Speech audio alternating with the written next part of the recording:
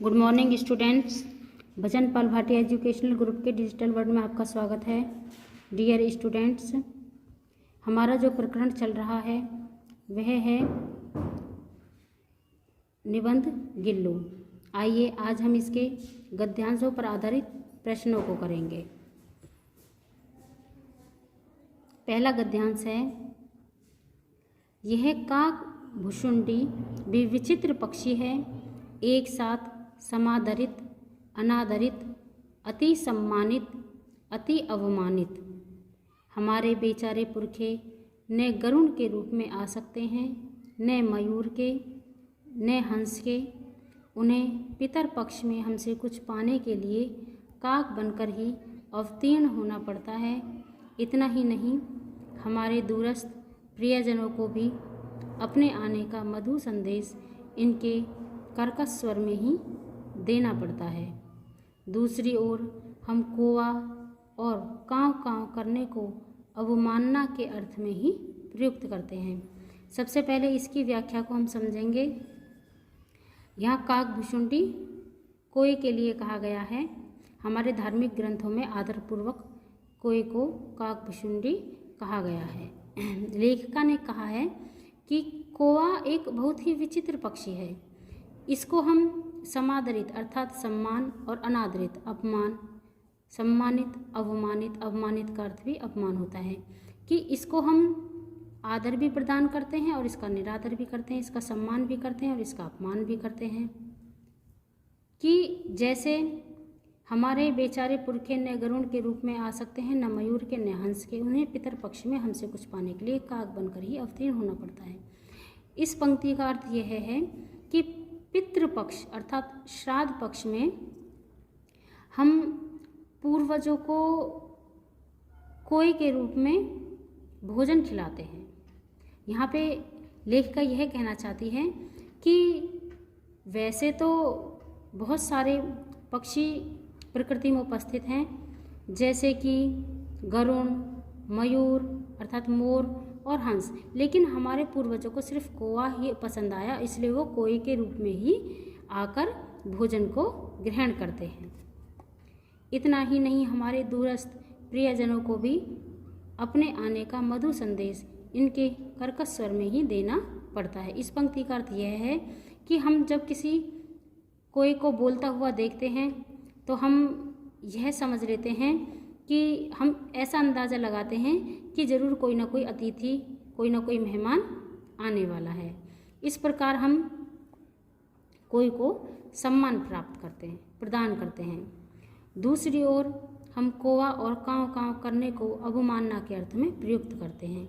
अब यहाँ पे लेखिका ये कहना चाहती हैं कि हम कोई को अपमानित भी करते हैं। अपमानित कैसे करते हैं कि अगर किसी काले रंग के व्यक्ति को देखते हैं तो हम उसे ये कह देते हैं कि ये कोए की तरह है, और अगर कोई व्यक्ति ज़्यादा बातें करता है, ज़्यादा बोलता है, तो हम ये कह देते हैं कि कोए की तरह अपनी काँव काँव को बंद कर लो, चुप हो जाओ। तो इस तरह से हम कोए का अपमान भी करते हैं।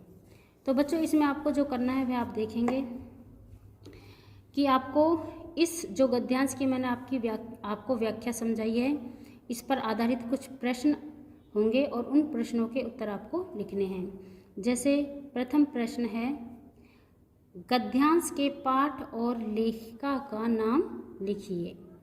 तो आपको पहले इसका पाठ का नाम लिखना है। पाठ का नाम है गिल्लू और लेखिका का नाम है महादेवी वर्मा।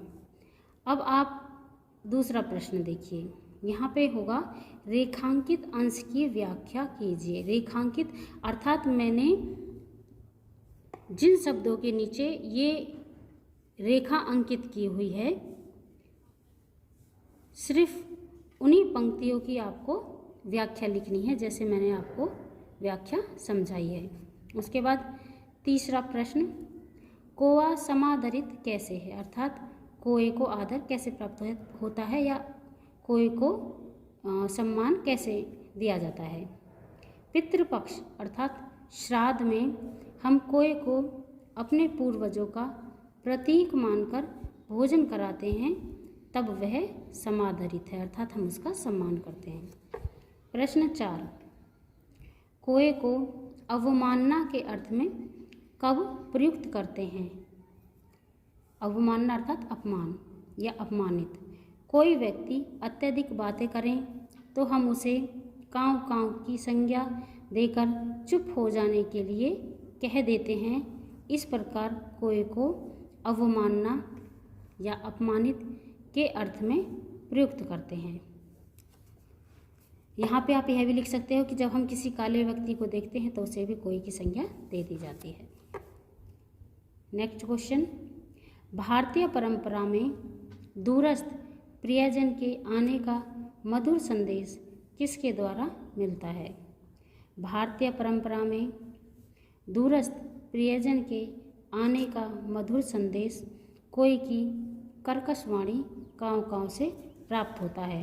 अर्थात जब कौवा काँव काँव करता है तो हम यह समझते हैं, यह अनुमान लगा लेते हैं कि यहाँ पर ज़रूर कोई ना कोई अतिथि आने वाला है। आइए दूसरे पैरे को समझते हैं।